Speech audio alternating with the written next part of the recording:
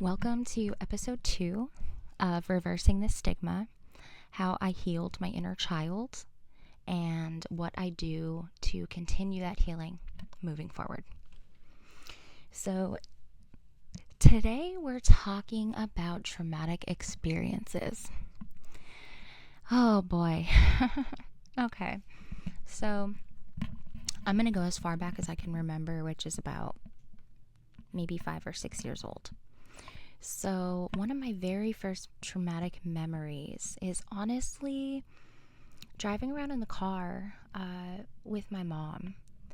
Now, both of my parents, for those of you that are just tuning in, which I highly recommend you go back and listen to my intro and the episodes before that. But if you found this episode, welcome. So, again, for those of you that don't know, my parents were both alcoholic drug addicts. And that's all I knew my whole life. I was actually born I don't know if I can say the word on here, but rugs. I was born a rug baby. And all I ever knew my parents to be for a very long time of my life was just like these hot-headed, addicted people. And I tried so hard clinging on to my mom. Again, this is my first traumatic experience that I'm talking about. Anytime that I would be scared when I was younger, I would always want to run to my mom. Like I always say, if it ever happened that my family was normal, I would have 110% been a mama's girl. 110%. But it didn't end up that way. So the reason I say that is because anytime I would be scared as a child, I would always want to run to my mom and just get her comfort. If you're a mom or, even like a son or a daughter, you have that close relationship, then you get that. And every time I would run to her, she would push me away. And that's what I knew love to be. Me yearning for it. And even if people push it away, I still come back wanting more. And that traumatic experience right there bled into so many relationships and thought patterns and just different things like that, not only in my childhood, but as I'm growing up. And it wasn't until I really started therapy last year that I realized all of this stuff, because healing that inner child in you is more important than you ever know. And when you start to heal that inner child, you start to connect the dots. So if you think of your brain like a bunch of stars in the sky without knowing the constellations, and once you start that healing journey on your inner you start to see those lines appear and you start to connect those dots, and it all makes so much sense. And then that's when you're really able to dive in deep and hone in on what to fix, what to work on, what was I lacking that I need to heal from and move forward with. A lot of the thought processes that I have right now as an adult is for my future child or children. So every decision I make moving forward, like from now moving forward, because I'm on that healing journey, I'm able to not bring those things into my future kids' lives. I want them to have as normal as a life as possible, especially because I didn't have one. And, as you'll find out listening through this podcast, it definitely hasn't been easy for me. I feel like it's not even easy for me now. So I'm 32 and I've been dealing with this as long as my first memory, which again is like 5 or 6 years old. And most of my memories are repressed not necessarily from the trauma, other things that happened in life. The trauma was so heavy that it repressed all my other memories or things that I've learned in school or couldn't even comprehend in school because the trauma was so bad at home. So that was my first ever traumatic experience. And I really wanted to bring you through beginning to end of that for a reason. So that went on for years. Me wanting my mother's attention and her pushing it away from me and sincerely not giving a care in the world. And as I grew older, I grew resentful. And I wasn't quite sure why I grew so resentful at the time. But now that I'm able to look in and work on what I was missing, I'm now able to see, like, wow, that's so sad.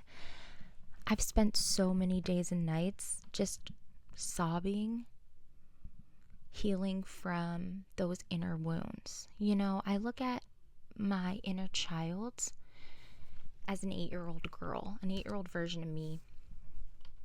And when I have to relive these moments in therapy and I have to talk about them and break them down to heal from them, it's a lot to go through, not only because your brain represses so much over time, but because you feel bad. Like if you look at kids today and you saw someone that was in sheer danger or any of the above, you would instantly feel bad. Some of us might even cry. When I hear the stories of what 8-year-old Kate had to go through as 32-year-old Kate, I cry. It's a lot for any young person to have to go through, but especially a lively, bright young girl like myself. And for some reason, you know, God has always stuck with me and helped me, made sure that I was always safe, even when I had parents that didn't make sure that I was safe. I do owe a lot to my older sister and brother as well, especially my older sister. She basically raised us. I'm not even joking you. But I remember the first instance, I'll tell you this, I remember the first instance I ever realized that my parents were on drugs. And I was about 6 years old. It was around Christmas time. And we were sitting on the stairs in my childhood home. And it was kind of funny if you like picture a movie or like a TV show or anything. It went my sister, and then my brother was next to her, and then I was in front of them because I was just the smallest one. And I remember my parents were in their bedroom arguing about something. There were a lot of noise, a lot going on. And we were kind of just sitting on the steps, listening, looking over the banister, just because like of how everything was made back then. And I remember looking up at my sister, and I'm sorry, this is like, think of a 6-year-old saying this, right? Because that's the age I was. Looking up at my sister and saying her name and being like, I think mom and dad do drugs. And I just remember the look she gave me, concerned but confused. Like, how does this little girl know this? She's only 6 years old. And I can't imagine what went through her head in that moment. Now, my sister and I are 8 years apart in age, so you can do the math on that one. I can only imagine what was going through her head and how sad she must have felt. She did start crying in the moment. I can't lie to you about that. She didn't know what to say to me. And nobody that age should know what to say to their 6-year-old little sister who just said that. That was a lot to process for me that day. That was a big day of processing as a 6-year-old. And looking back on it now, I'm like, gosh, like, God, it's so traumatic. That's so traumatic for a 6-year-old to have to go through. And I can't even imagine having a 6-year-old and then like having to put like it just gives me chills, because I never want that for anybody in the world. I wouldn't even wish it on my worst enemy, honestly. Like, I wouldn't. I couldn't. But I remember, so that was the second major trauma that I endured at a very young age. So the age 5 and age 6 which are really important and monumental learning years for young kids. And I didn't get that opportunity. I wasn't allowed that opportunity to learn from a young age and really know what the world was all about, because I didn't have anybody to teach me. Even though I had an older brother and sister that loved me and they did take care of me, they took care of all of the necessities. I didn't have anybody to teach me that stuff, and when I went to school to try to learn it, I couldn't comprehend it because I was going through so much.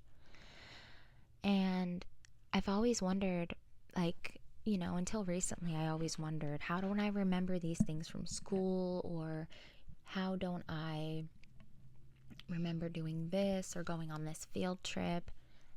Trauma does that to you. Trauma will make you forget your greatest memory that has ever happened. It really will. And it's sad. It's super sad for anybody to have to go through. But, excuse me. So, yeah. I lost my train of thought. Traumas. Okay. So, let me tell you one more, at least in this little chunk here. Around 7 or 8 years old. So I told you when I was 5, and then I told you about when I was 6. So around 7, 8 years old, maybe even 9. Those were really blurred together years for me, believe it or not. And yeah, they all just kind of seem like one. Anyway, I remember one time my parents were like super strung out, right? And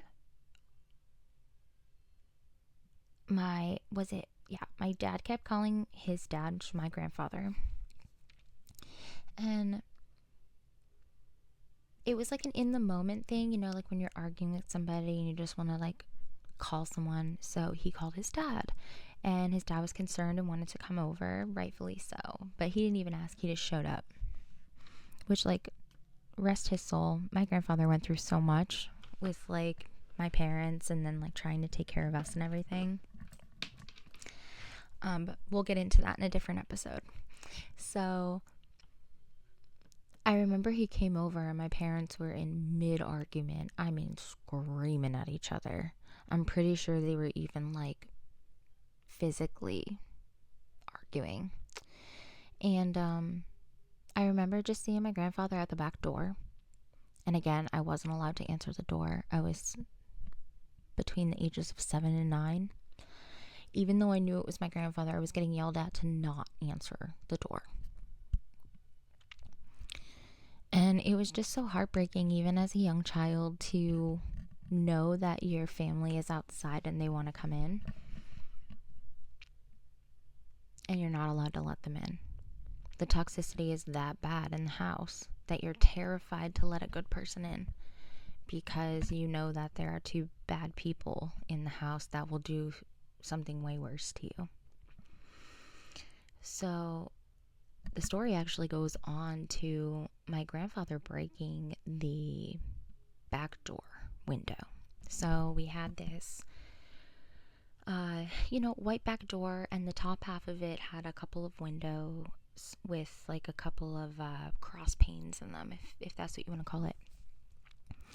And I just remembered he punched through one of them and he cut up his hand so that he can unlock the door. So he does it, and I'm standing in the kitchen. I'm not moving because I don't want to piss my dad off by helping out my grandfather. I don't want to run that way because they're actively arguing. So I just kind of stand in fear.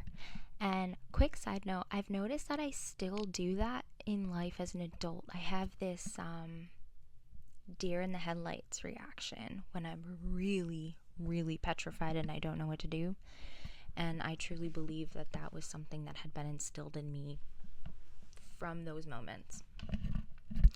Which, again, is why I'm talking about how to heal the inner child, how to grow from that inner trauma, how to walk with it moving forward, and how to change the stigma. That's what this is really about.